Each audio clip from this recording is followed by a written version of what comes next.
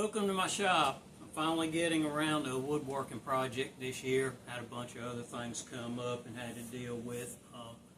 So I've got a project. It's a china cabinet from my wife, and what I'm starting with is the base. And what I've decided to do was hand chop my mortises on here. I've got a couple options. I could use my drill press and the mortising attachment, or you can use a router table and a straight spiral bit and go that route. I opted for hand chopping. The reason I'm not using my drill press is because that attachment doesn't let you really put a 3-inch wide or 3-inch high piece of material in there. And with a router bit, I'm going to be doing these 1.5 inches deep, and when you start extending a 1/4 inch bit out that far, it kind of can get a little hanky at times.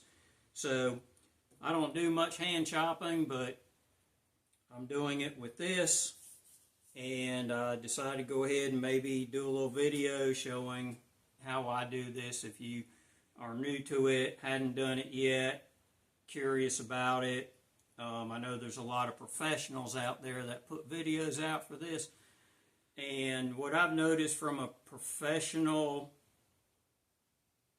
point of view, well, I don't have a professional point of view because I'm not a professional at this, I'm a hobbyist.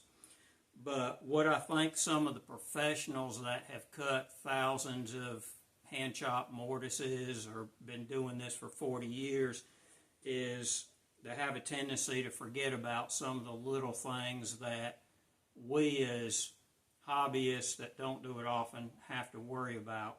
And a couple of those are making sure you're perpendicular into your material, how to chop it without breaking out any grain around the top of it. So I'll show you a few tricks or things that I use to help with that, and obviously once you get started, after you cut 2 or 3 of them in your project, you're a little more comfortable and you get an idea on how it works. So let's start with just laying out what you're going to chop. I've already got this board laid out that I'm going to cut, but these are typical. What I'm using here is 1.5 inches wide, so I'll mark my 1.5 inches. Take the straight edge, just mark a pencil line across there, and then what I've done is I have my marking gauge already set up to where it's about 1/4 inch from each edge, and to help center up this mortise. And I'm just going to kind of lightly make this outside mark between the 2 pencil lines. And I don't want to push it in real deep because these wheels on a marking gauge will kind of make a real wide cut in there, and that's not what we want. We just want a reference edge in there. So you can set it up to where your mortise will be centered in your board. And now what I'll do is I'll bring the camera in real close and see how I get started. So before I get started on this, I want to show you kind of the method I use to help make sure that my chisel is perpendicular or parallel to this edge on of the board. So typically you can use a square, line it up, and use it as a guide as you go through, and just make minor adjustments as you're chiseling the top of this out. In this case right here, I'm a little bit off because I'm clamping with these, my dogs, and they may or may not be square. I've got this tight, so what I'm doing is using a sliding bevel, and I'm going to match up this angle to the edge of this board. So this is my reference, which is going to be parallel with this edge here, so I can use this as a reference to help guide me through and get started. And once you're deep enough, obviously you're on that path. And the other thing you need to make sure of Now this area I'm mortising out is right over a brace that holds the top on. And so I've got about 5.5, 5 3/4 of solid white oak underneath this. And another thing is you do not want any gap whatsoever under here. You will feel that. You'll actually even hear the difference. So let's get started. One thing I'm going to do, I've lightly marked out the outside edges of this, but I'm going to go in here with a wide, sharp chisel.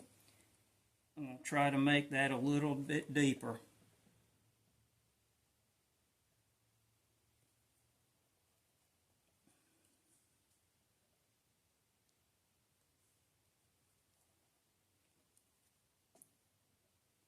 And what we're doing is we're establishing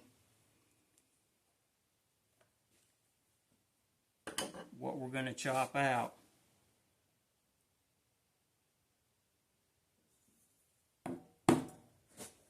Now, to begin with, I'm just going to take light, short chops across this.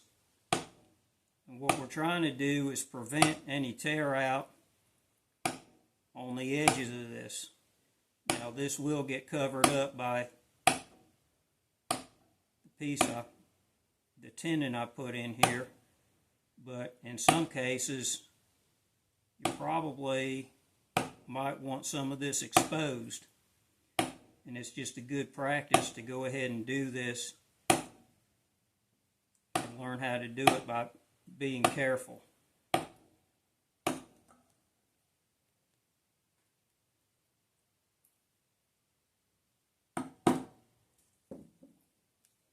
Now, you're just going to flip your chisel over and remove that layer that you just chipped up. Be careful. If you try to go too deep, you can still tear up the edge. And then the other thing we're trying to prevent is tearing out this grain across the top.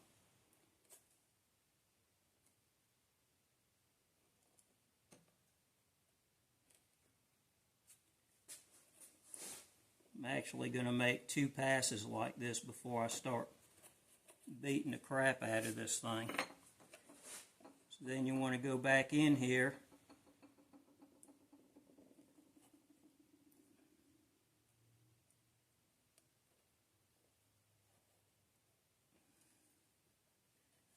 a little bit deeper on your outside edge. Notice I'm not using a mallet or a hammer to beat this in any. I'm just using body pressure.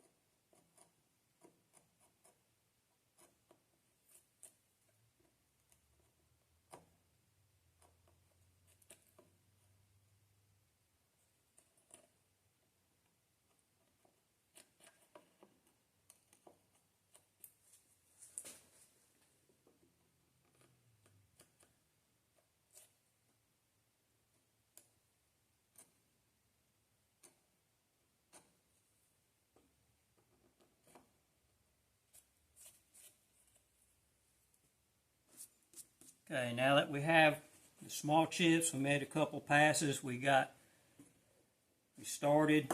I'm just going to reference where I want my chisel at, so I got a good feel for it.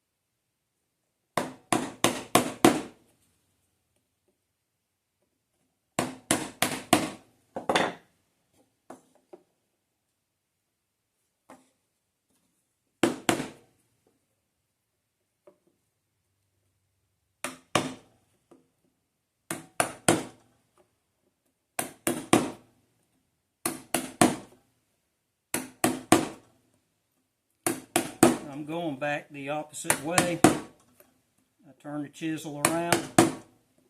I've just started trying this to help remove chips, break them loose in there. It seems to help make it a bit easier. Because from here on out, your challenge is removing your chips. So here's a tool. I use a paint can opener. I've ground it or filed it to where it's a little bit narrower than the 1/4 inch, and it'll fit in there and you can maneuver it. It's got a hook on it. I've seen people make something like this out of an old screwdriver or something, so you can get in there and hook these chips and get them out of there. The challenge you have with this is you're trying to remove a chip that's just as wide as the opening, so sometimes they can kind of be a little bit of a challenge to get out. And what you want to try to do is prevent that chip from grabbing the edge of your material and breaking the edge off, or grabbing the edge of this and having breakout on the across the grain. And you know, another thing that, and I've done this, but you want to try to avoid it, is actually using your chip or your chisel to try to leverage pieces out, because what you'll end up doing, if you grab this chisel and bring it in and you pull it here, you're going to flatten out this edge here on either side trying to pry that material out. And that's why I traveled one direction and then turned the chisel around and went back the other way to try to loosen this up as much as I could. And you know, once you get this pass clean, you can go to town. Like I said, the professionals that do this or have done it for years, they know how to get this stuff out because they've been doing it for years. Me, and you know, I'm sure most of the people that watch anything that I do aren't at that level, so you know, I can take the extra time. I'm not in the business of making furniture. I'm just doing this as, you know, first it's something my wife wants, and second it's going to be something that hopefully I'll do a good enough job and it'll be around for, you know, a few generations at least. So my goal isn't to sell anything. My goal is to just make furniture I wouldn't be able to afford to purchase. Let's just say that. Now, is mine the same quality as the guy that's producing the $20,000, $30,000, $40,000 cabinet? I doubt it, but it's mine.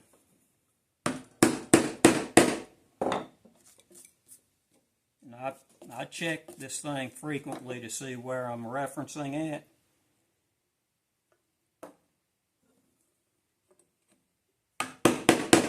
If you let it get too far, it's kind of hard to correct.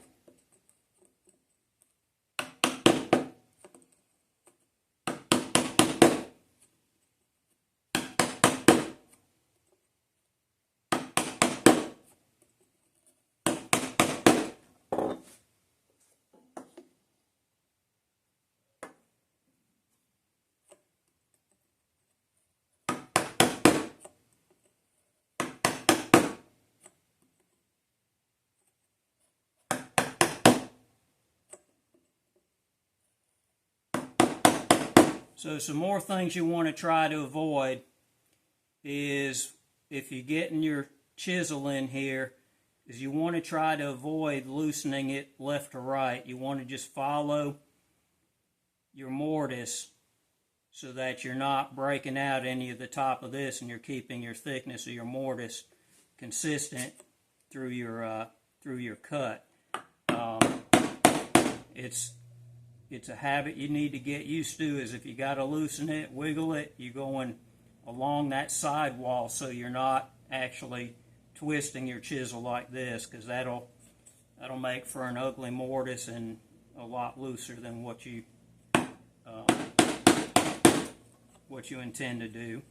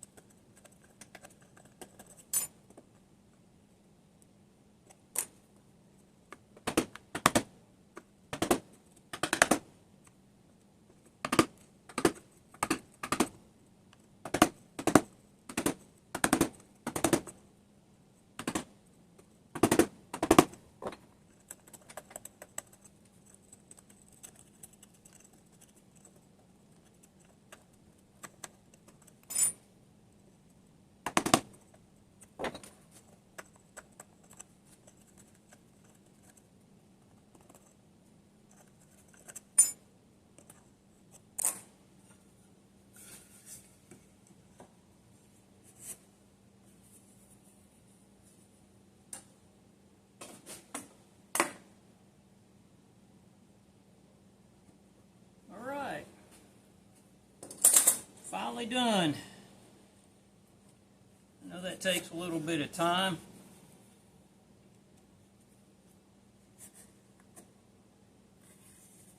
But, like I said, I'm not trying to make a living off of this. I am just trying to make a quality product. Finally made it through that. I know it was boring, but our tenon fits in there snug.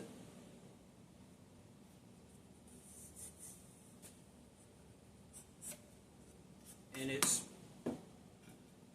straight with the other edge. So those are some tips I have. Thanks for watching. I hope to see you on the next video.